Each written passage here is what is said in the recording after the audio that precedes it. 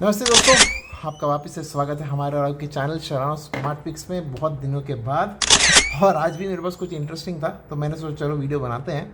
तो जैसे मैंने LG V30 Plus का बनाया था वीडियो, वैसे ही मैं आज बना रहा हूँ वीडियो आपका Asus Zenfone 8 का, जो इंडिया में लॉन्च Asus 8Z के नाम पे हुआ था। क्योंकि उसको नाम का Zenfone यूज़ नहीं कर सकते, कुछ इश्यूज़ था उसमें, नेमिंग का इश्यूज़ था। तो उसमें उन लोगों ने क्या किया कि 8Z नाम रख दिया। तो खैर दोनों एक ही है, Zenfone 8 कह लीजिए, 8Z कह लीजिए। इंडिया में एक साल बाद में लॉन्च हुआ था। ये लगभग 2021 में ग्लोबल लॉन्च था इसका, और रफली अराउंड एक साल के बाद ये इंडिया में 8Z करके आया था। और चलिए इसके बारे में बात करते हैं। तो इसमें दो सेक्शन है हर बार की तरह। इसमें मैं एक बाय एक एस्पेक्ट्स ऑफ द फ़ोन पहले रिव्यू करूँगा, फिर हम करेंगे एंड में वार्तालाप, जिसमें बहुत सारी चीज़ें, अलग अलग चीज़ों के बारे में बात करूँगा।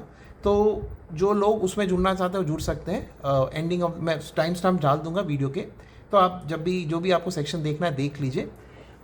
तो वार्तालाप अलग है, वो मतलब बिल्कुल अलग है। उसमें बहुत सारी चीज़ों के बारे में बात करूँगा और कॉम्पैक्ट फ़ोन्स के बारे में, बहुत सारी चीज़ों में। इसका पहले रिव्यू का सेक्शन कर लेते हैं। तो फटाफट जिनको रिव्यू देखना है रिव्यू पे स्टार्ट करते हैं। और उसमें भी सबसे पहले बात मैं कर दूँ इसके, मतलब जिनको अगर फटाफट जानना है इसका कंक्लूजन, मैं वीडियो के स्टार्टिंग में बोलता हूँ कि मेरा काम वीडियो बनाना नहीं है, मेरा काम है आपकी मदद करना। तो देखिए, अगर इसको आपको सेकेंडरी फ़ोन की तरह यूज़ करना है, या अगर आपको इसको एज एक कॉम्पैक्ट फ़ोन लवर है और आप इसको प्राइमरी फ़ोन की तरह यूज़ करना चाहें, तो कुछ इश्यूज़ हैं। इसमें 3 प्राइमरी इश्यूज़ मिलेंगी आपको अगर इसको प्राइमरी फ़ोन की तरह यूज़ करना है। आज भी 2026 में Asus Zenfone 8 फ़ोन बढ़िया है, स्नैपड्रैगन 888 का प्रोसेसर है, जो सबसे पहला इसका इशू है। देखिए, स्नैपड्रैगन 888 ना इवन मेरे S21 FE में भी है, बट उसमें थोड़ा सैमसंग का ऑप्टिमाइजेशन है। इनफैक्ट एंड्रॉइड 16 पे चल रहा है वो भी, और उसमें ऑप्टिमाइजेशन है, सब कुछ है, तो इशू नहीं है। और उसमें क्या रहता है, मेरे को हीट वीट का कोई इशू नहीं मिलता है, तो वो बढ़िया सा हीटिंग नॉन हीटिंग इश्यूज़ रहता है, तो वो ऐसा कोई इशू नहीं है। और ऊपर से मैं AC एनवायरनमेंट में काम करता हूँ, मेरा वर्किंग ऐसा है कि मैं AC में ही रहता हूँ ज़्यादातर, और बेंगलुरु शहर में रहता हूँ जहाँ गर्मी कम ही पड़ती है। समर में तो पड़ती है, बट मैक्सिमम मैं AC में रहता हूँ, तो उसमें मुझे इशू नहीं आता। बट इसमें मेरे को हीटिंग इशूज़ देखने को मिले। Asus Zenfone 8 मेरा one of the most favourite phones है आफ्टर LG V30 Plus। तो ये फ़ोन मैं अच्छे खासे 3-4 बार ख़रीद चुका हूँ। इसको भी मैंने अभी रिसेंटली लिया है, एक 10 दिन 5-6-10 दिन हुआ। तो इसमें हीटिंग इश्यूज़ आपको मिलेंगे। नॉर्मल यूज़ में या हैवी यूज़ की बात नहीं है, हल्का फुल्का अगर काम थोड़ा ज़्यादा देर भी करते हैं तो हीट हो जाता है। ऐसा नहीं कि आप हैवी काम, लाइट वर्क भी अगर आप थोड़ा 15-20 मिनट करते हो तो हीट हो जाता है। तो वो मैंने इसमें नोटिस किया है। दो इसमें भी वो स्नैपड्रैगन 888 है जो मेरे S21 FE में है। तो कोई भी कारण हो, थोड़ा इसमें हीटिंग का इशू देखने को मिलता है। दूसरी बात, सबसे बड़ी बात, इसमें सॉफ्टवेयर अपडेट एंड्रॉयड 13 तक का है, जो अभी भी एक्सेप्टेबल है। क्योंकि जैसे मैंने LG V30 Plus के वीडियो में बताया था आपको कि एंड्रॉयड 11-10 तक तो बैंकिंग एप्लीकेशंस, उसके आगे जो उसके पिछले वाले जो सारे एंड्रॉयड है उसमें इंस्टॉल ही नहीं हो रहे। तो ये आपको इशू आ सकता था, पर इसमें नहीं आएगा, क्योंकि एंड्रॉयड 13 फिर भी थोड़ा बहुत, हम बिल्कुल लेटेस्ट तो नहीं, बट इतना पुराना एंड्रॉयड नहीं मानेंगे।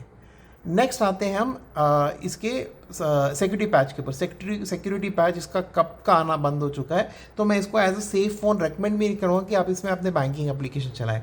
तो ये रिस्क टू हैकिंग वैकिंग सब कुछ हो सकता है, तो मैं आपको रिकमेंड नहीं करूँगा कि आप इसको अपना प्राइमरी फ़ोन बना के बैंकिंग एप्लीकेशन। तीसरी चीज़ जो इसमें इशू थी, जो मैं बात करने वाला था, वो था इसका बैटरी। देखिए, इसकी बैटरी ना 4000 mAh है, वो ख़राब नहीं है, it's still a decent good battery.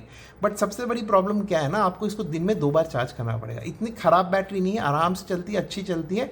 But आप मान के चलो, आपको दिन में 2 बार चार्ज करना, हाँ आइडल पे रखा है, आपका फ़ोन यूसेज बहुत कम है या लाइट टू मीडियम है, तो आराम से आपका मतलब एक दिन, मतलब आप मानो 8:30-9 बजे अगर आप निकालोगे ऑफिस जाने के पहले, तो आराम से आपको 8-9 बजे शाम तक आ जाता है। बट अगर आपका थोड़ा सा भी मीडियम से ऊपर जाता है यूसेज, मॉडरेट से, तो ये आपको दूसरी बार चार्ज करना पड़ सकता है रात के 6-7 बजे तक, शाम के 6-7 बजे तक रफली। तो ये 2 चीज़ें हैं, तो इसके कारण मैं इसको रेकमेंड करूँगा।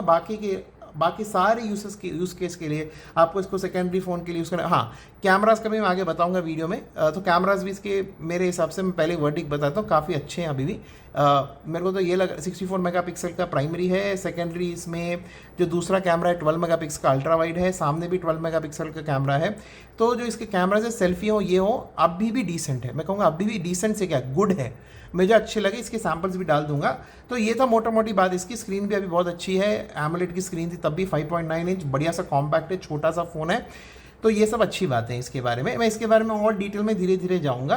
तो मोटा मोटी अगर आपको एक सेकेंडरी फ़ोन चाहिए, अगर आप एक कॉम्पैक्ट फ़ोन लवर हैं, आप बैंकिंग एप्लीकेशंस के बिना, बट आज तो हो, आजकल तो हो नहीं पाएगा, कैश में तो आप पेमेंट करता नहीं कोई, सब हर कोई तो गूगल पे, फ़ोन पे करता है। चल जाएंगे वो, मैं ये नहीं कह रहा हूँ नहीं चलेंगे, बट रिस्क आपके ऊपर है, इसमें सिक्योरिटी पैच पुराना है। अगर आप जुगाड़ू बंदे हो, आप जानते हो कैसे कस्टम रोम को फ्लैश करते हैं, कैसे वो सब अगर आपको आता है, आपकी मर्जी, आप उसको ट्राई कर सकते हो, आपकी मर्जी, आप चाहे तो कर सकते हो, क्योंकि स्नैपड्रैगन 888 प्रोसेसर चला लेगा। अगर आप, क्योंकि मेरा जो S21 FE है उसमें तो मेरे को ये एंड्रॉयड 16 चला के दे रहा। हाँ, मान लेता हूँ सैमसंग का UI है, वन UI है, वो सब है, ठीक है, बट ये भी तो वनीला एंड्रॉयड ही है, ये तो एंड्रॉयड स्टॉक एंड्रॉयड ही है, तो इसमें भी इसके ऊपर Zen UI चल रहा है और one of the most favourite है मेरा। मैं आगे बताऊँगा आपको क्यों किस कारणवश मेरे को Zen UI बहुत पसंद आता था। तो ये भी स्टॉक एंड्रॉयड के ऊपर ही चलता है, तो ये भी आराम से एंड्रॉयड 16, 14 तक अगर आपने कस्टम रोम फ्लैश कर लिया, 14, 15 तक, तो 16 तक भी आराम से चला लेगा। तो प्रोसेसर में वो कुछ खराबी है, थोड़ा हीट होता है, वो दिक्कत है। हाँ, एक और बात मैं क्लियर कर दूँ सबके लिए स्टार्टिंग में, कि गेमिंग के लिए काम आने वाला फ़ोन नहीं है, वेरी फ्रैंकली बताता हूँ। एमुलेशन करना है आपको, तो एमुलेशन करने के लिए आपको मैं बताता हूँ, PSP PS1 तक झेल लेता है, PS2 नहीं कर पाता है। दो स्नैपड्रैगन 888 है, और जो मेरे पास मॉडल है वो है 8GB 128GB, तो ये वाला मेरा मॉडल है। अगर आप रैम बढ़ा भी दोगे तो कोई फ़ायदा नहीं, क्योंकि प्रोसेसर की कैपेबिलिटी और उसके साथ जो GPU आता है आपका, उसकी कैपेबिलिटी के ऊपर एमुलेशन होता है। जेंशिन इम्पैक्ट बहुत गर्म होता है, आपको फ्रेम रेट्स बड़े बहुत ख़राब देखने को मिलते हैं। शायद जब आया था तब शायद ये BGMI सब शायद उस वक्त शायद गेम भी होते होंगे, नहीं होते, चला लेता होगा, बट फिलहाल मैं कहता हूँ गेमिंग के लिए फ़ोन मत खरीदना गलती से, नॉट रेकमेंडेड।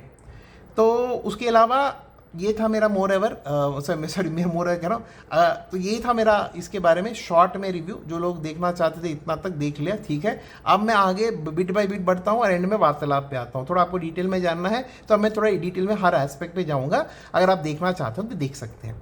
तो सबसे पहले दोस्तों इसमें क्या है कि जैसे मैं कह रहा था, सबसे पहले इसके डिज़ाइन पे आते हैं। ये 5.9 इंचेस का है, काफ़ी कॉम्पैक्ट है, क्योंकि मतलब कॉम्पैक्ट मतलब एक ज़माने में जब नोकिया लूमिया 1520 लॉन्च हुआ था तो मुझे याद है MKBHD सब कह रहे थे, अरे 6 इंच का जाइंट फ़ोन करके कहा जाता था। तो ये आजकल हम 6.3 6.2 को कॉम्पैक्ट बोलते हैं, बट कोई बात नहीं, ख़राब नहीं है, कुछ बता रहा हूँ मैं, बस जस्ट आपको आइडिया के लिए दे रहा हूँ। तो 5.9 इंच है और ज़रूर कॉम्पैक्ट है, आराम से आप एक हैंड से यूज़ कर सकते हैं, क्योंकि विड्थ भी इसका कम है। अच्छी बात क्या है ना कि ये लेंथ है और विड्थ भी इसका कम है, तो आराम से आपकी उंगलियाँ पहुँच जाती है। मैं मीडियम से छोटी उंगलियाँ कहूँगा अपनी, लॉन्ग फिंगर्स तो किसी भी एंगल में नहीं है, तो मेरे साथ तो ये हो जाता है, that is not a problem. तो इसमें सबसे पहली बात इसमें क्या कहते हैं, डिज़ाइन में 5.9 इंच का एमोलेड स्क्रीन है सामने की तरफ, और बेहतरीन स्क्रीन है। इसमें पीक ब्राइटनेस 1100 की जाती है, आपको लग सकता है थोड़ा कम है, बट फिर भी अच्छा खासा है, अच्छा खासा ब्राइट होता है ये। और जो ब्राइटनेस लेवल्स हैं इसके अच्छे हैं। एक मिनट मैं अनलॉक करके जाता हूँ, एक मिनट, एक बार मैं ब्राइटनेस बढ़ा के फुल में दिखाता हूँ। देखिए फुल ब्राइटनेस में है ये, तो ब्राइटनेस इसका मतलब बहुत कम भी होता है और बहुत ज़्यादा भी होता है, तो वो सब है। तो डिस्प्ले के मामले में मैं इसको काफ़ी अच्छा रेट करूँगा 2026 में भी। मुझे पता है 2600 आईफोन तो 3000 टच कर रहा है, बट वो सब पीक ब्राइटनेसेस है। और वेरी फ्रैंकली बताता हूँ, मतलब जिसको फ़र्क पड़ता है वो पड़ता है, क्योंकि ये HDR10+ भी सर्टिफाइड है, और सुपर एमोलेड नहीं, एमोलेड स्क्रीन है ये 5.9 इंचेस का। इसमें बढ़िया से कलर आते हैं, 10 bit panel, 8 bit panel. Very frankly यार मेरे को मार्केटिंग लगते हैं वो, इतना फ़र्क आपको एक छोटे से स्क्रीन में नहीं दिखता। अगर आप 32 इंच के ऊपर जब भी जाएंगे ना, 43, या अगर आप देख लीजिए 55 इंचेस, उसमें छोटी छोटी चीज़ें आपको 8 बिट 10 बिट का डॉल्बी विजन HDR10+, इसमें फ़र्क दिखता है। छोटे फ़ोन्स में जनरली ये नहीं दिखता है। छोटे फ़ोन्स मतलब जो भी आपके 10 इंच के नीचे वाले डिस्प्लेज है ना, उसमें कम दिखता है ये। अगर कोई टैबलेट भी हो तो उसमें इतना फ़र्क नहीं पड़ता है। तो मेरे ख्याल से डिस्प्ले अभी भी काफ़ी हद तक फ्लैगशिप ग्रेड का है, अच्छा है। आउटडोर विजिबिलिटी में भी कोई आपको दिक्कत नहीं आने वाली है, अच्छा खासा डिस्प्ले इसका। I am very Impress with the display में तो हमेशा खुश रहा हूँ। इनफैक्ट LG V30+ से आगे रखता हूँ मैं इस डिस्प्ले को, और बहुत सारे लेटेस्ट फ़ोन से भी मैं कहूँगा डिस्प्ले कम्पीट कर लेता है। 2D में भी brighter, but this is much more richer. इसके कलर्स भी बहुत बढ़िया पॉप आउट होते हैं, मुझे काफ़ी अच्छा लगता है इसका डिस्प्ले। तो इसके अलावा इसके डिस्प्ले में ऊपर की तरफ आप देख सकते हैं एक पंच होल दिया है इन लोगों ने। तो पंच होल का क्या है कि ये 12 मेगापिक्सल का कैमरा है, और कैमरा से मैं अलग से आता हूँ। और पीछे में क्या है कि इसमें 2 कैमरा है, एक अल्ट्रा वाइड है जैसे मैंने पहले कहा था वीडियो स्टार्टिंग में 12 मेगापिक्सल और एक 64 का मेगापिक्सल का मेन कैमरा है। और पीछे ऐसा प्लेन सा डिज़ाइन आता है आपको, कुछ खास नहीं। और ये प्यारा सा मतलब इस साइड, सॉरी प्यारा सा इस साइड आपको ब्लू कलर का आपको ये टर्कोइस कहते हैं शायद इसको, टर्कोइस कलर ब्लू कलर का आपको पावर बटन मिलता है, ये यहाँ पे इस तरह मिलता है। और ये मस्त टाइप सी चार्जिंग है इसमें, और आपको 2 स्पीकर्स मिल जाते हैं आपको इसमें। तो और इसमें सबसे बड़ी बात हेडफोन जैक है, सबसे बेहतरीन बात है, मुझे बहुत अच्छा लगता है इसमें हेडफोन जैक है और मेरे लिए बहुत मायने रखता है। इसलिए मैं LG V30 और इसको लेके हमेशा इतने सालों से मैंने कंटिन्यू रखा है इस फ़ोन को यूज़ करना। इसमें है पर इसमें कॉर्ड डैक नहीं है, ये ध्यान रखना। ये LG V30 में कॉर्ड डैक मिलता है, इसमें कॉर्ड डैक नहीं है, ये बात ध्यान रखना, कंफ्यूज मत होना। बट इससे भी अगर आप गाने सुनते हो ना तो मस्त मज़ा आ जाता है, उसमें अच्छा लगता है मुझे। और ऊपर से मैं एयरपॉड्स के जो आते थे, एयरपॉड्स क्या ना सॉरी आईपॉड टच करके ना, एक बहुत साल पहले आईपॉड टच एप्पल का आता था, उसके ईयरफोन्स आज से भी यूज़ करता हूँ मैं, संभाल के रखे थे, अच्छे से उनको रखे थे। तो उनके मैं यूज़ करता हूँ आईपॉड टच के, तो मुझे साउंड क्वालिटी बहुत अच्छी मिलती है इवन थ्रू दिस। हाँ, LG V30 की अगर आप ट्यूनिंग अच्छा कर लेते हो, उसमें अगर आप साउंड बैलेंस और वो सब मैनेज कर लेते हो, उसमें अगर इक्वलाइज़र में जाके, तो उसमें और बेटर क्वालिटी निकलती है। बट इसका इतना इन्फीरियर भी नहीं है। तो दूसरी बात, फ्रंट की तरफ कहीं भी तरफ इसमें इन डिस्प्ले फिंगरप्रिंट सेंसर है। और दूसरी बात इसकी बेहतरीन लगती है, इसका मेरे को लोकेशन बहुत प्यारा लगता है। यहाँ देखिए इस तरह, तो बिल्कुल बीच में है और बहुत कन्वीनियंट लगता है मेरे को ये। और इस हिसाब से है, तो इन डिस्प्ले फिंगरप्रिंट सेंसर है, बहुत अच्छा काम करता है। और जिसको डाउट लग रहा है, फेस रिकग्निशन भी है, और दोनों के दोनों काम करते हैं। क्योंकि एंड्रॉइड 13 पे चल रहा है, तो जैसे LG V30 में हुआ था कि वो पीछे की तरफ था रेयर फिंगरप्रिंट, तो वो एंड्रॉइड 9 था, तो गूगल ने उसको नॉट सिक्योर मान के उसको बंद कर दिया था। इसमें वो इशू नहीं है, इसमें अभी भी फिंगरप्रिंट मस्त चल जाता है, ठीक है, तो उसमें कोई कंसर्न नहीं है। और इसके अलावा आगे पीछे अगर आप देखो तो ये प्लेन सा डिज़ाइन है, इसमें कुछ खास और मैं बताने लायक कुछ नहीं है। तो इस कंडीशन में है फ़ोन, जो मुझे मिला बहुत अच्छे कंडीशन मिला। कहाँ से लिए मैं वो भी बताऊंगा, बहुत सारे लोग नीचे पूछते हैं कहाँ से ले, क्योंकि ये मैंने डीलर से लिया है।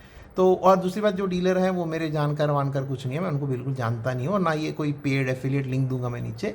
बस मैं आपको अपनी स्टोरी बताऊंगा कि कैसे मैं जो OLX पे वो मिले और मेरा कैसा था उनका एक्सपीरियंस उनके साथ डील करना, वो भी मैं बताऊंगा। बट ये आपको मैं इनफैक्ट Asus Zenfone 6, 7 और 8 तीनों आपको उनके पास मिल जाएंगे। Zenfone 6 और 7 में शायद वो फ्लिप कैमरा रहता था, बैक कैमरा ही फ्रंट कैमरा बनता था, ये अलग था थोड़ा। तो 8, 6, 7 तो उनके पास पक्का है। और मेरे ख्याल से Asus 11 अल्ट्रा भी है उनके पास, जहाँ तक Zenfone 11 अल्ट्रा भी है उनके पास। तो मैं बताऊँगा उनके बारे में आगे। तो खैर रिव्यू को कंटिन्यू करते हैं। उसके बाद नेक्स्ट चीज़ क्या है ना इस फ़ोन के बारे में, जैसे डिज़ाइन तो मैंने कहा अच्छा है, डिस्प्ले भी बहुत अच्छा है मैंने कहा। और इसके अलावा क्या एक और चीज़ क्या है इस डिस्प्ले इस फ़ोन में, कि इसका जो सबसे हाईलाइट पोर्शन लगता है मुझे आज भी, इसका UI है।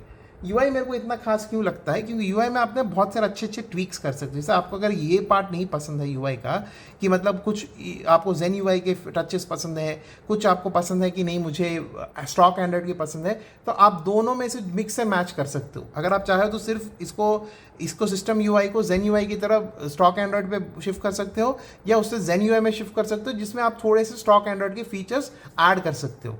तो उसमें क्या होता है कि आपको दोनों best of both the worlds मिल जाता है। तो वो मुझे बहुत अच्छा लगता है इसमें। Zen UI मेरे को बहुत पसंद आता है इस मामले में। इसका UI तो बहुत ही बढ़िया है, बहुत। आपको अभी भी क्या होता है कि मैं आपको दिखा देता हूँ, बहुत लैग फ्री लगता है आपको और मस्त स्मूथ चलता है। इसमें परफॉर्मेंस में तो मैं कुछ नहीं कहूँगा, मस्त चलता है। जैसे मैंने कहा था SD888 जो है आपका स्नैपड्रैगन 888, वो गर्म होता है, अगर आप हल्का फुल्का टाक भी 15-20 मिनट कर तो गर्म हो जाता है वो। तो वो एक बात ध्यान रखनी पड़ेगी आपको लेने के पहले। और इसके अलावा वीडियो आप इसमें कुछ मीडिया कंजम्पशन कर रहे हो, एंजॉय करोगे, मस्त है, कोई इशू नहीं है। स्पीकर भी बहुत, मैं कहूँगा हाइपर लाउड नहीं है, बहुत लाउड नहीं है, बट जो क्वालिटी ऑफ साउंड आता है बहुत अच्छी आती है इसमें। तो उस हिसाब से आप ये डिसपॉइंट नहीं होगे। मीडिया कंजम्पशन के लिए आपको कोई डिवाइस चाहिए तो इसकी तरफ ज़रूर देख सकते हो। मीडिया कंजम्पशन के लिए काफ़ी इंटरेस्टिंग डिवाइस है, एक बहुत अच्छा चॉइस बन जाता है अगर आपको मीडिया कंजम्पशन के लिए एक डिवाइस चाहिए। इसके अलावा जिनके मन में है, पिछला वीडियो जो बना है, एक्सबॉक्स क्लाउड गेमिंग चलता है इसमें? हाँ चलता है, मस्त चलता है, क्योंकि एंड्रॉइड 12 के ऊपर होना चाहिए एक्सबॉक्स क्लाउड गेमिंग के लिए। इसमें 13 है तो आराम से है। मैंने इनफैक्ट आपको दिखाता हूँ, ऐप डाउनलोड करके मैं चेक भी किया, क्लाउड गेमिंग एक्सबॉक्स का ही है, तो ऐप डाउनलोड करके देखा था मैंने, उसको चलाया। और हाँ, लास्ट टाइम मैंने बोला ऐप नहीं है, ये वेब ऐप है, ये वाला वो अपना रेगुलर ऐप नहीं है एंड्रॉइड वाला, ये वेब ऐप है, इसको डाउनलोड करके मैंने एक शॉर्टकट बना के यूज़ करता हूँ, तो वो मस्त चल जाता है, तो उसमें कोई इशू नहीं है। सारे ऐप्स कंपैटिबल है, मेजर ऐप जो मैं यूज़ करता हूँ, स्पेशली गूगल हो गया, गूगल के सारे ऐप्स चल जाते हैं, फेसबुक चल जाता है, आप जैसा देख रहे हो फेसबुक, इंस्टाग्राम चल जाता है, कुछ इशू नहीं है। कोई भी इसमें डाउनलोड होने से मना नहीं करता है, इंस्टॉल होने से मना नहीं करता है, तो वो आपको एक बेनिफिट ज़रूर देखने को मिलेगा। तो उस हिसाब से इतना पुराना नहीं है, एंड्रॉइड 13 फिर भी मैं कहूँगा ज़्यादा पुरानी है। बस इसमें डेंजर ये है कि इसमें सिक्योरिटी पैच अपडेट है जो बहुत पुराना दिया। और इसमें एक छोटी छोटी चीज़ें क्या पसंद है पता है इसमें, फॉर एग्जांपल आप अगर आपको गाना बज रहा है ना बैकग्राउंड में, मैं कॉपीराइट करके नहीं बजा रहा, अगर आप ऐसे करोगे नीचे तो ये हो जाता है पॉज, ठीक है। अगर आप करते हो वापस वही करते हो तो वो हो जाता है प्ले। फिर आप इसमें ऐसा करोगे तो वो प्रीवियस सॉन्ग को प्ले कर देता है, अगर आप ऐसा करोगे तो नेक्स्ट सॉन्ग को प्ले कर देता है। तो वो सारी चीज़ें ना मेरे को बहुत अच्छी लगती थी। इनफैक्ट वीवो लेके आ रहा था अपने फ़ोन्स में, वो डब्ल्यू करने से व्हाट्सअप, वो भी है इसमें, वो डब्ल्यू करने से व्हाट्सअप होता था, ई करने से एक्सप्लोरर या सॉरी ये इंटरनेट का वो खोलता था, ब्राउज़र खुलता था, या सी से कैमरा खुलता था, ये सब था। तो वो मेरे को बहुत प्यारे लगते थे, और वो इसमें है और अभी भी बहुत बढ़िया काम करते हैं, कोई लैग वैग नहीं, मस्त। मैं गाना मैंने सुन रहा हूँ, मैं अनलॉक भी नहीं करता फ़ोन को, ऐसे ऐसे करके मैं अपना काम कर लेता हूँ। तो क्योंकि मैं इसमें म्यूज़िक बहुत कंज्यूम करता हूँ, मैं इसको मीडिया कंजम्पशन के लिए सेकेंडरी फ़ोन यूज़ कर रहा हूँ। हाँ, LG V30 Plus का मैंने ऑलरेडी भेज दिया है। इसके कैमरा सैम्पल्स मैं डाल दूंगा, कैमरा अभी भी बहुत अच्छा है, मैं बहुत कहूँगा काफ़ी अच्छा है। फॉर द मैं ये नहीं कह रहा कि आप उसको S24 या लेटेस्ट फ़ोन से कंपेयर करके बोला अरे भैया आपने बोला अच्छा है, बट 2026 के हिसाब से एक ऐसा फ़ोन के जो 2021 में लॉन्च हुआ था उसके हिसाब से अच्छा है। पर नॉर्मली भी मैं इसको अच्छा बोलूँगा। मैं सैम्पल्स डाल दूंगा आपको, वीडियो का सैम्पल भी डाल दूंगा, फोटोज़ का भी डाल दूंगा, आप आराम से वो सैम्पल्स का मैं डायरेक्ट टाइम स्टैम्प दे दूंगा, आप देखना है तो देख लीजिएगा। अच्छा है कैमरा इसका, मैं काफ़ी इंप्रेस रहा हूँ, कैमरा मेरे को काफ़ी इसका अच्छा लगा, तो कैमराज में कोई इशू नहीं है। सिम विम आराम से ले लेता है, इसमें 4G LTE चलता है, हालांकि 5G भी चलता है, बट 5G थोड़ा फ्लक्चुएट होता है, तो वो बात के साथ 5G चलता है, 4G LTE पक्का चलता है, 5G थोड़ा फ्लक्चुएट होता है, ये 100% मैं कहूँगा। इसमें वो कंसर्न तो है, मैं पहले ही बता रहा हूँ। तो 5G इसमें जैसे थोड़ा बहुत फ्लक्चुएट करता है, 100% मतलब इतना ख़राब भी नहीं है कि नहीं आप इसको नॉन 5G फ़ोन मानो। हाँ, एक हद तक 5G फ़ोन मान तो सकते हो, बट फ्लक्चुएट करता है, इतना अच्छा बढ़िया नहीं चलता है, तो 4G वोल्टी फ़ोन मान सकते हैं उसको आप। और इसका हो गया सिम का, कनेक्टिविटी का इशू कुछ नहीं आया, स्पीकर क्वालिटी सब मस्त है, आराम से आप कान के पास लगा के, कोई इशू नहीं है, वो आपका प्रॉक्सिमिटी सेंसर फलाना डिंग का वो सब कुछ प्रॉब्लम नहीं है, सब मस्त काम करते हैं इसमें, तो वो आपको कोई कंसर्न नहीं होना चाहिए। और इसके अलावा जहाँ तक रही फ़ोन की मतलब as a all over experience की बात, मैं कहूँगा मैं काफ़ी सेटिस्फाइड हूँ, क्योंकि मुझे एज ए सेकेंडरी फ़ोन, एक मीडिया कंजम्पशन फ़ोन, ऐसा फ़ोन जो मतलब मुझे एक बहुत अच्छा वैल्यू फॉर मनी दे, उस हिसाब से मुझे मिल गया। चलिए अब आ जाते हैं जो पार्ट के लिए आप बहुत इंटरेस्टेड हो। अगर मैंने कुछ छोड़ दिया तो नीचे आप कमेंट्स में लिखना, मैं उसको आपको रिप्लाई दे दूंगा, कुछ अगर मुझसे छूट वूट गया हो तो। और हाँ, एक और चीज़ इसमें इंटरेस्टिंग है, सॉरी मैं कवर कर लेता हूँ फटाफट। इसमें ना जेमिनी काम करता है, तो अगर आप नीचे से ऐसे स्वाइप करो, या आप इवन यहाँ पे ना बटन है ना, ये मैंने क्या है डबल टैप करने पे मैंने सेट कर दिया है इसमें, ये फ्लैश लाइट ऑन होने पे, और सिंगल इसमें ये यूट्यूब में चले जाता है सर्च के ऊपर, तो वैसा मैंने सेट करके रखा है। आप उसको जेमिनी पे भी सेट कर सकते हो, और जेमिनी मस्त चलता है, मक्खन की तरह चलता है, कोई दिक्कत नहीं आती। जेमिनी को मैं आराम से इस फ़ोन में यूज़ कर पा रहा हूँ। आपके मन में होगा रहा है AI है, वो AI के फीचर्स बाकी कुछ नहीं है इसमें, वो सर्कल टू सर्च और वो मैं फ़ोन में से बैकग्राउंड फ़ोटो में से बैकग्राउंड निकाल दूँ, वो सब काम नहीं करता है। बट जेमिनी आराम से उसके साथ बातचीत कर सकते हो, अच्छा रिस्पॉन्स है, कोई लैग वैग स्टटर वाटर कुछ नहीं है, मस्त चलता है। और वाईफाई सब इसमें कोई इशू नहीं है, बताने की ज़रूरत नहीं है। ठीक है, तो अभी सबसे बड़ी बात पे आते हैं जो सब आप लोग वेट कर रहे होंगे। ये मैंने एक्चुअली क्या हुआ ना, मैं OLX में निकला, जो OLX में बहुत टाइम स्पेंड करता हूँ मेरे लिए वो एक मेरा इंस्टाग्राम है वो, तो मेरा अमेजोन इंस्टाग्राम है वो, तो मैंने OLX में देखा कि यार मैंने LG V30 Plus बेच दिया, मेरा नेक्स्ट फेवरेट फ़ोन था ये Zenfone 8। तो मैं बोला यार देखते कोई मिलता है क्या, तो एक बंदा 20,000 का लिस्ट कर रहा था, तो मैंने देखा यार 20,000 का तो नहीं जमेगा, क्योंकि मेरे को पता है कि 8GB 128, उसका भी 8GB 128GB था। ये इनफैक्ट बता देता हूँ मैं आपको, 6GB से लेके 16GB तक रैम, और 128 256 दो वेरिएंट में आता है। UFS 3.1 का स्टोरेज स्पीड मिलेगा आपको, इसका 128 लो या 256 लो, ठीक है। तो वो बात, तो ऐसा था कि मैं श्योर नहीं था कि भाई 20,000 में क्या वर्थ है क्या। और आपको Asus Zenfone 8 बहुत कम मिलता है मार्केट में, बहुत बहुत रेयरली मिलता है, और थोड़े बहुत जो केसेस होते हैं वो कभी स्कैम निकल जाते हैं। तो फिर मुझे एक दिखा नागपुर में स्मार्ट टेक्नोलॉजीज़ करके, तो उनने कुछ लिस्ट किया था इसको, 12-13 हज़ार का लिस्ट किया था। और मेरे को थोड़ा डीलर्स का साथ कांटेक्ट रहता है, तो मुझे पता है कि ये अगर आप बल्क में लेते हो तो 6 से 7 हज़ार, 7-8 हज़ार का मिलता ही है आपको एक एक यूनिट डीलर को। पर ये बल्क में मिलता है, ऐसा नहीं कि आप एक फ़ोन खरीद रहे हो तो 7,000 8,000 का डीलर को मिलता नहीं। अगर वो 30-40 पीस उठाता है, 15-20-30-40 पीस, तब जाके उसको 7-8 हज़ार, या बहुत ज़्यादा उठाता है तो 6,000 पर पीस के हिसाब से बल्क में मिलता है। तो मुझे वो आइडिया था इसके बारे में, तो मैंने बोला यार ठीक है, बंदा सही है, क्योंकि बहुत सारे डीलर्स बहुत हाई मार्जिन रख के बेचते हैं। तो मैंने देखा भैया का मार्जिन अच्छा है, तो मैंने थोड़ा नेगोशिएट किया, तो फर्दर कम आए थे।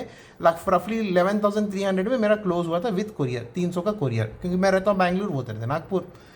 और एक्चुअली क्या है कि मुझे पहले ना डर लगा, मेरे को लगा यार ये कहीं स्कैम ना कर दे मेरे साथ। तो मैंने क्या किया, उनके प्रोफाइल पे क्लिक किया, स्मार्ट टेक्नोलॉजीज़। मैंने देखा 5,000 चेंज उनके तो फॉलोअर्स ही थे। तो थोड़ा मेरे को चैन आया, अरे ये पक्का कुछ, क्योंकि कितना भी स्कैमस्टर हो ना, आप इंस्टाग्राम में भी उतने फॉलोअर ला सकते हो थोड़ा करके, OLX में इतने फॉलोअर्स लाना बहुत मुश्किल होता है, स्पेशली अगर आप डीलर हो। तो मैं खुश हो गया, मैं बोला अरे हाँ यार अच्छी बात है। फिर मैंने उनसे बात की। वो सबसे बड़ी बात क्या है ना, उनके साथ दिक्कत क्या है बताता हूँ मैं। वो एक BSNL का सिम है, वो आज से ज़्यादा टाइम लगता नहीं है, जब लगता है तो वो भैया कहीं काम में रहते हैं, और वो ऊपर से क्या 12 बजे दिन के बाद ही उनका दिन शुरू होता है। तो जो भी कारण हो, शायद उनका ये मेन बिजनेस ना हो, साइड बिजनेस हो, जो भी उनके मर्जी। तो मेरे को पहले लगा अरे ये तो रेस्पॉन्स ही नहीं करते, और रेस्पॉन्स ही उनका थोड़ा प्रॉब्लम है, थोड़ा लेट रेस्पॉन्स करते हैं वो। इनका मतलब फ़ोन उठाओ पक्का रेस्पॉन्ड करेंगे नहीं रहता है। तो वो एक इशू छोड़ के इनको मैंने पेमेंट किया, तुरंत इन लोगों ने मेरे को डिस्पैच किया, और मेरे को दूसरे दिन ही, जो हालांकि ब्लू डार्ट वाला मेरे को बहुत 4-5 दिन लेट दिखा रहा था डिलीवरी, दूसरे दिन ही आ गया मुझे ये। तो ब्लू डार्ट को भी थैंक यू उसके लिए, और बढ़िया से इनने पैक किया। मेरे को डर ये था कि पैक ये हल्का ना कर दें, क्योंकि बॉक्स ये मेरे को ओरिजिनल नहीं दिए, सिर्फ और सिर्फ फ़ोन मिला मेरे को इस प्राइस में, ना केबल मिला, ना कुछ मिला, ना बैक केस मिला, कुछ भी नहीं मिला। सिर्फ बॉक्स भी मेरे को OnePlus का दिया। तो मेरे को कोई बात नहीं, मैंने ले लिया। मेरे को 11,000 प्लस 300 का मेरे को कोरियर जमता था, मैंने ले लिया। तो मैंने उस प्राइस में ले लिया स्मार्ट टेक्नोलॉजीज़। मैं नीचे ना लिंक छोड़ दूंगा, देख लेना। उनका क्या है कि जेन्यून लोग हैं, अच्छे से पैक करके भेजा मेरे को, डिवाइस अच्छे से आया, ढंग के कोरियर से भेजा, और टाइमली भेजा। बस इतना है कि फ़ोन को इतना एंटरटेन नहीं करते, हर चीज़ के लिए भैया दुकान पे आ जो बोलते हैं। पर दिक्कत क्या है कि मैंने उनको समझाया भैया मैं बैंगलोर से हूँ, तो खुश हो गए। और ऊपर से ऑल ओवर इंडिया करते भी हैं वो डिलीवरी, मैंने सुना है। तो मैं उनका लिंक दे दूंगा। उनके पास लैपटॉप्स बहुत सारी चीज़ें थी, Asus Zenfone भी था, कोई नूबिया का ब्लैक मैजिक वो गेमिंग फ़ोन आता है ना, वो वाला था, बहुत सारी चीज़ें थी। मैं नीचे लिंक दे दूंगा, एक बार देख लेना। उसमें अगर आपको यूज़ होता है तो शायद हो सकता है, तो OLX का मैं लिंक दे दूंगा आपको प्रोफाइल का, ताकि वहाँ से नंबर भी आप पिक कर पाएँ और आइटम्स भी देख पाएँ क्या क्या है। उनका एक व्हाट्सएप का ग्रुप भी है, जिसमें आप ज्वाइन होने के बाद वो डील्स रेगुलरली अपडेट करते हैं। OLX पे शायद इतना ना करते हो, बट उसमें अपडेट करते हैं। इनके प्राइसिंग्स मेरे को डिसेंट लगे, मैं बहुत चीप तो नहीं कहूँगा, बट काफ़ी डिसेंट लगे। और कंडीशन तो बहुत बढ़िया कंडीशन मेरे को दिया उनने, एक्सीलेंट बोला, लगभग एक्सीलेंट कंडीशन में आया। मैं वो 10/10 बोल रहे हैं, मैं इसको 8.5 या 9/10 बोलूँगा कंडीशन। तो उस हिसाब से मैं खुश था। तो ये ज़रा देख लेना ये वाला पार्ट, ठीक है दोस्तों। तो दोस्तों चलो, अब ना यहाँ हो गया पूरा इसका बात, ठीक है, यहाँ से ख़त्म। मेरे को इसका आगे उसमें कुछ खास रिव्यू नहीं करना है। बैटरी का तो मैंने बोल दिया, बैटरी आपको already starting of the video समझाई थी। टाइप सी चार्जिंग है आपको लगभग, क्योंकि बैटरी इसकी ज़्यादा स्पीड से चार्ज नहीं होती, 1.5 घंटा 1 घंटा आपको फुल 100% करने में लग जाएगा। ये मोटा मोटी बातें हो गई, उसके अलावा मेरे पास कुछ शेयर करने के लिए नहीं है। अब करेंगे वार्तालाप। जो लोग यहाँ से आगे बढ़ना चाहते हैं वीडियो में, और कोई वीडियो देखना चाहते हैं, जा सकते हैं। अब मैं वार्तालाप में थोड़ा सा कैजुअल डिस्कशन करेंगे अपन, इसी फ़ोन के बारे में नहीं, जनरली डिस्कशन करेंगे अपन। तो इधर से शुरू है वार्तालाप। तो दोस्तों धन्यवाद जो दोस्त हमारे साथ इधर तक जुड़े थे, आगे जो दोस्त जुड़ रहे हैं उनको और भी धन्यवाद। तो आगे बात करते हैं। देखो, मैं ना बहुत कॉम्पैक्ट फ़ोन्स पसंद करता हूँ, और कॉम्पैक्ट मेरे लिए है 6.1 मैक्स या उसके अंदर, मतलब 5.9 5.8 वैसा। मेरे को 6.2 6.3 6.4 वाले कॉम्पैक्ट किसी एंगल से लगते नहीं है। आप 6.7 के बना रहे हो, 6.8 इंचेस के स्क्रीन बना रहे हो, तो 6.4 6.3 आप कॉम्पैक्ट बोल रहे हो, बट वो सच में कॉम्पैक्ट यूज़ करने के लगते नहीं। मैं आपको सैम्पल दिखाता हूँ। ये रहा आपका सैमसंग का S24, ठीक है। मैं इसको और इसको बगल में रख रहा हूँ, ठीक है। तो अगर आप देखो तो आपको लगेगा अरे ये मतलब इन द सेंस ये क्या है, हाइट में लगभग थोड़ा सा फ़र्क है दोनों में। और इसका कारण क्या है, क्योंकि इसके जो बेजल्स हैं ना वो इससे थोड़े कम है, थोड़े से कम है। और इसके अलावा दूसरी बात क्या है, ये थोड़ा विड्थ में ज़्यादा है। अगर आप देखो ना, ऐसा रख के दिखाऊँ, देखिए आप देख सकते हैं विड्थ में ये थोड़ा ज़्यादा है इससे। तो इसके कारण क्या है कि ये प्योरली वन हैंडेड आपको शायद ना लगे। सैमसंग S24 की बात कर रहा हूँ मैं, ये S24 का सीरीज़ है और ये डमी पीस नहीं है, ऑन नहीं कर रखा मैंने इसको, ये एक्चुअल पीस है। तो S24 है ये, ठीक है। तो S24 मेरे हिसाब से अभी मतलब S24 S23 ये ऑन हो गया, देखिए छोड़िए। तो S24 S23 जो S25 जो है S26 जो है वो आप कह सकते हैं प्रीमियम बजट आजकल इसमें आता है कॉम्पैक्ट रेंज में, क्योंकि इससे बेटर कॉम्पैक्ट फ़ोन्स या इससे ज़्यादा अच्छे कॉम्पैक्ट फ़ोन्स हमें कोई मिलते नहीं हैं। और बहुत सारे लोग अभी उठ जाएंगे, बोलेंगे अरे गूगल पिक्सल ये वो, हाँ ठीक है वो गूगल पिक्सल भी है, बट साइज़ तो लगभग उसका और उसका एक ही है, तो कुछ फ़र्क नहीं पड़ता। ये ऑन हो गया, देखिए अगर आपको किसी को शक था तो भाई ये ओरिजिनल पीस है, ठीक है। तो फ़र्क नहीं पड़ता है, वो एक ही साइज़ हो जाता है लगभग, उसका बेजल्स जोड़ के वही बात होती है। बट मैं आपको रेकमेंड, एक मिनट मैं आपको इसको, एक मिनट, एक मिनट,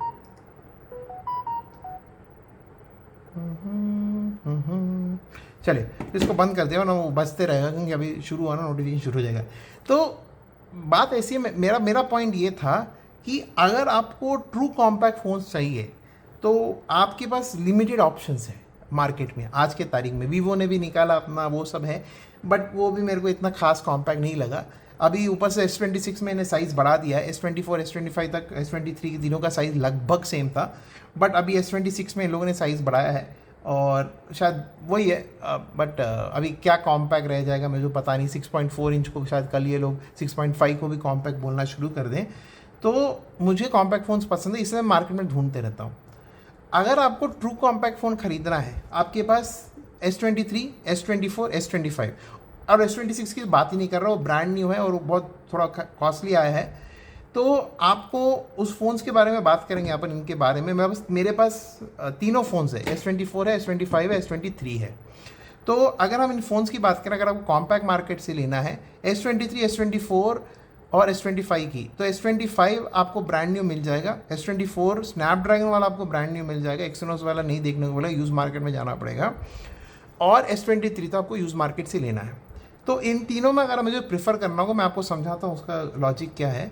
देखिए S25 लेना है वो बेस्ट है, क्योंकि S25 में 12 GB का रैम आएगा, ठीक है। और आपको जैसे जैसे AI के फीचर्स बढ़ेंगे, आप 5 साल 6 साल का अपडेट दे के लोगे। 12 GB रैम बहुत इंपॉर्टेंट है और 512 GB प्रेफरेबल है। और मैं ज्ञान बस दे नहीं रहा हूँ, मेरे पास खुद जो S25 है वो 12 GB 512 GB है। 88,000 का कुछ ब्रांड न्यू बड़ा था मुझे, तो वो मैंने ले लिया था तब। तो वो है S24। अनफॉर्चुनेटली स्नैपड्रैगन वाला जो वेरिएंट है आपको 8 GB 256 में ही मिलता है। एक्सिनोस में 512 मिलता था, वो आपको थोड़ा ढूंढना पड़ेगा, और पर उसमें भी 8 GB रैम ही मिलेगा। और S23 अगर आप खरीदो तो S23 को खरीदो या आप S25 को खरीदो। आप बोलोगे यार S24 ने क्या किया, S24 एक बेहतरीन फ़ोन है, वरना मैं मेरे पास नहीं रखता। मेरा कंसर्न क्या है, अगर आपका ऐसा है कि मैं 1-2 साल के लिए फ़ोन ले रहा हूँ तो S23 लेना। अगर आपका गोल है कि 5-6 साल तक के ले रहा हूँ, और देखिए भाई एक बात बताता हूँ, जब भी फ़ोन लॉन्जिविटी की बात करते हैं ना, अपन एज्यूम करते हैं मैं 5-6 साल 7 साल अपडेट आ रहा है यूज़ कर लूँगा, आपके फ़ोन्स में ग्रीन लाइन का इशू आता ही आता है। 99% केसेस में आ सकता है। तो ये ये सोचना पड़ेगा। आपकी किस्मत बहुत अच्छी है, जैसे मैं S21 FE यूज़ कर रहा हूँ, उसमें अभी तक नहीं आया। 3-4 साल तो मैंने यूज़ खरीद के ही हो गया, तो उसके पहले तो और भी पुराना होगा वो। तो मेरा किस्मत अच्छी है, आपकी भी किस्मत होगी तो अच्छे आराम से यूज़ कर पाओगे। तो ग्रीन लाइन को अगर फैक्टर इन करते भी हो आप, अगर आपको 6-7 साल यूज़ करना है तो S25 की तरफ जाओ। अगर आपको 1-2 साल यूज़ करना है S23। आप बोलोगे क्यों, वाई नॉट S24? S24 ले सकते हो, प्रोवाइड वो अच्छे रेट में मिल जाए। मैं रेट्स भी डिस्कस करूंगा आपके साथ। S23 में क्या एडवांटेज है, मुझे नहीं लगता कि अगर भाई साहब ये अपने ट्रम्प चाचा दुनिया पूरा ख़त्म ना कर दें तो फ्यूचर में आपको फ़ोन्स थोड़े अलग दिखेंगे। मेरे ख्याल से फ़ोन्स भी फ़ोन्स नहीं रहेंगे, हम टोटली डिफरेंट डिवाइसेस पे शिफ्ट हो जाएंगे, मुझे ऐसा लगता है। मेरा जो गट फील है क्योंकि हम ए आई डिवाइसेस की तरफ मूव करेंगे या वेरिएबल्स की तरफ मूव करेंगे, तो शायद 3-4 साल बाद आपका फ़ोन्स का स्पेक्ट्रम कुछ अलग दिखता होगा, वो मतलब उनका फॉर्म फैक्टर बदल जाएगा। तो आप एक S23 अभी आप लेके रख लीजिए, तो क्या हो जाएगा 2 साल के बाद, तो 3 साल के बाद शायद कुछ अलग फॉर्म फैक्टर में फ़ोन्स आएंगे, आइदर फोल्डेबल आए, फ्लिपेबल आए, कुछ भी आए, तो आप क्या आराम से अभी कम में खरीद सकते हो। आपको 24 से लेके 24 से लेके 26,000 में 256 की बात कर रहा हूँ। हाँ, मैं A128 को तो कंसिडर ही नहीं करता, वो तो खरीदना ही नहीं है, 256 GB के नीचे जाना नहीं है। तो वो अगर आप कंसिडर कर रहे हो तो 256 GB एक तरफ, और उसके अलावा आपको 24 या 26 के बीच में लेना है उसको, उससे ज़्यादा में नहीं लेना है, ठीक है। अगर वो एक्सटर्नल वारंटी फलाना डिंग का है तो शायद 1,000 आगे पीछे कर लेना, बट 90% नहीं मिलेगा एक सैमसंग प्लस के साथ भी, तो वो भी ध्यान रखना। S23 का ये प्राइस रेंज हुआ। S25 पे आता हूँ। S24 कब लेना है बताता हूँ। S25 को अगर आप लेना है तो वेरी फ्रैंकली अभी मार्केट में मैं कहूँगा वो थोड़ा सा महंगा जा रहा है, क्योंकि S20 ये 12 GB और वो है ना, और रैम का प्राइस बढ़ा है, तो थोड़ा मार्केट का यूज़ मार्केट में ही प्राइस बढ़ गया है। आइडली मैं उसको 45 to 55 के बीच में रखूँगा। S25 को लेना है तो उससे ज़्यादा देना वर्थ नहीं है आपको। उसी प्राइस में फिर S24 अल्ट्रा मिल जाता है, अराउंड 55 के आसपास, 55 to 70 के बीच में S24 अल्ट्रा शुरू हो जाता है। तो मैं रेकमेंड नहीं करूँगा, या S23 अल्ट्रा ही मिल जाता है आपको 40-45 में, तो मैं रेकमेंड नहीं करूँगा। कॉम्पैक्ट, हाँ मुझे पता है आप कॉम्पैक्ट लवर्स हो, बट बता रहा हूँ मैं just in terms of value for money, आपको अल्ट्रा सीरीज़ बेटर वैल्यू दे देगा। तो आपको ध्यान रखना है कि S25 आपको 45 to 55 के बीच में रखना है, और प्रिफरेबली जितना ज़्यादा जा रहे हो ऊपर, मतलब 45 से 55 की तरफ जा रहे हो तो वारंटी रहनी चाहिए, वो चैप्टर क्लोज, ठीक है, उसमें कोई डाउट नहीं। और 512 GB 55 मैक्स 55, या वर्स्ट केस बहुत ब्रांड न्यू कंडीशन में तो 60। ब्रांड न्यू मतलब मानो एक 4 महीना, 5 महीना, 6 महीना पुराना है, तो आप 50-60 तक जा सकते हो अगर आपको जाना है तो। अब आते हैं S24 के ऊपर। देखो S24 का क्या है ना, S24 is an extremely value for money good device, specially Snapdragon के साथ जो आता है ना, बहुत अच्छा है। एक्सिनोस के साथ भी ख़राब नहीं है, 2400 एक्सिनोस 2400 के साथ आता है, मस्त यूज़ कर सकते हो, कोई दिक्कत नहीं है। ये वाला पुराना एक्सिनोस से कंपेयर मत करना। जो लोग 1340 और वो जिनके मिड रेंज चिप्स आते हैं ना, वो वाले से आ रहे हो तो उन सब से कंपेयर मत करना। 1314 सीरीज से 2400 वो सब बहुत सुपीरियर सिम है, सॉरी सुपीरियर प्रोसेसर है, बहुत अच्छा है। और तीनों ही फ़ोन्स में आपको S23 में एक बात ध्यान रखना, उसमें अपडेट्स लिमिटेड है, वो 6 साल वाले में नहीं आता साइकिल में, वो 4 साल वाले साइकिल में आता है। तो आपको 1-2 साल का मैक्स 2 और आराम से यूज़ कर पाओगे। उससे आगे यूज़ करना है तो वो आप देख लो, आपको अपग्रेड वैसे भी करना पड़ेगा। S24 S25 में एडवांटेज है कि वो 6 साल 7 साल वाले अपडेट साइकिल्स में आते हैं, तो आराम से आप 5-6 साल और यूज़ कर सकते हो। तो S24 देखिए, अगर आपको 256 GB Exynos out of warranty 3130 में मिल रहा है, और बहुत सारे बोल अरे क्या बात कर रहे हो भैया 25-26 होना चाहिए, मैं समझता हूँ, बट दिक्कत क्या है ना, मार्केट थोड़ा ख़राब हो रखा है अभी, तो आपको 29 से 31 के बीच में मिल रहा है तो ले सकते हो, ठीक है। वेरी फ्रैंकली बता रहा हूँ, ले सकते हो। मेरे हिसाब से और कम होना चाहिए, बट देखेंगे, क्योंकि मार्केट थोड़ा ख़राब हो रखा है फिलहाल यूज मार्केट। बट आइडली 26-27 में भी ख़त्म हो जाना चाहिए, 28 में भी तक बेस्ट कंडीशन वाला मिलना चाहिए था, बट वो अभी मार्केट नहीं है। दूसरी बात, अगर आपका स्नैपड्रैगन है तो आपको 37 के पीछे कोई बेच नहीं रहा अनफॉर्चुनेटली। अगर ये विद इन 2 months यूज्ड है या 15 दिन ओल्ड है, ऐसा वाला है, तो 40 के नीचे कोई बेचता नहीं है। आइडियल प्राइस उसका 32 से 35 होना चाहिए, बट मार्केट जिसमें कह रहा हूँ थोड़ा सा ये है, तो उसके कारण क्या है कि 37 से 40 के बीच में जा रहा है। मैं 40 तो रेकमेंड नहीं करूँगा, क्योंकि ब्रांड न्यू ही 47-48 के बीच में फ्लक्चुएट करता है। सेल आ गया तो 43-42 तक आ जाएगा। 256 अगेन मैं सारी बातें 256 कर रहा हूँ, ठीक है। 128 की तो बात ही नहीं करनी। 6-7 साल क्या 128 में क्या कर लोगे, भर जाएगा वो, 1 साल में भर जाएगा वो। तो 256 GB की बात कर रहा हूँ, ध्यान रखना।